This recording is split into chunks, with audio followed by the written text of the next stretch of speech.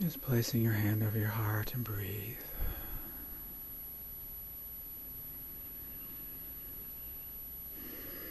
Namaste.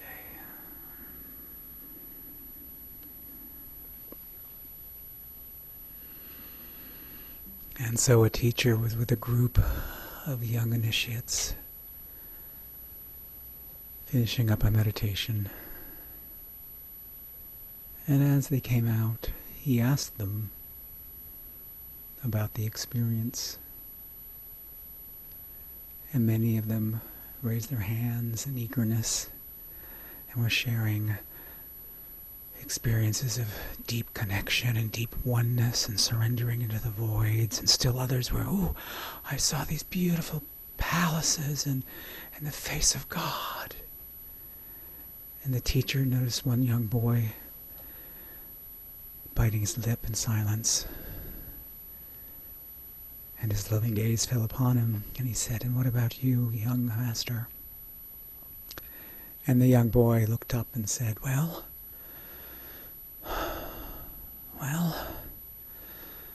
I was thinking about my birthday last year and thinking about my parents. And then I realized that I was hungry and was wondering what we were having for lunch. And my mind was everywhere.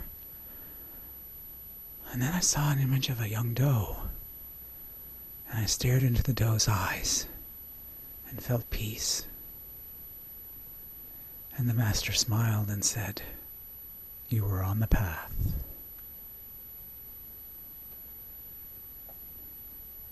We have so many expectations and comparisons in our human form.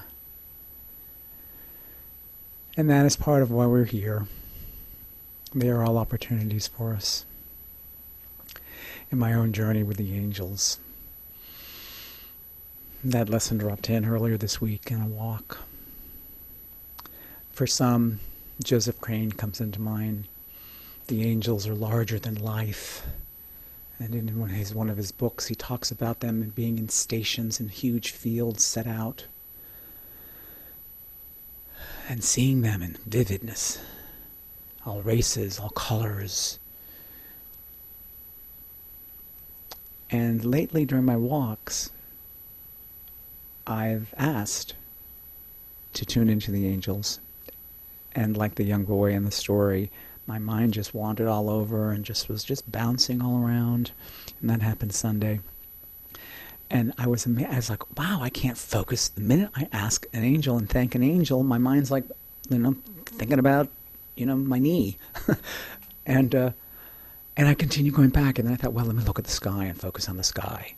I'm thinking of Thich Nhat Hanh and the mindfulness walks, walking in meditation. And I was looking at the leaves and different appreciations and senses of being in nature dropped in. But again, then my mind was just like, blah, blah, blah, blah, blah, blah.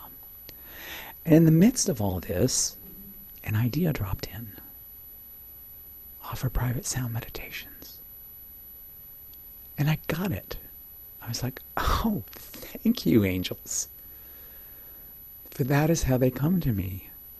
Inspiration, ideas.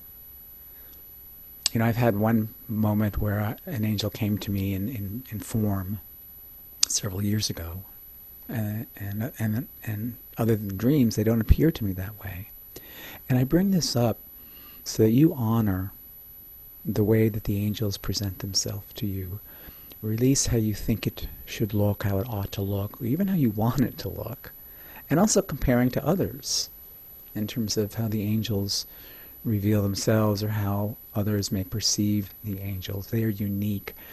As I'm studying more and more, I was thinking about the angels in relationship to the chakras. Well, you can find an angel, the same angel for all 7 chakras online. Just doing research in different people, angelologists and angel oracles and intuitives. And it got me in a state of confusion again. And I said, well, what do I do?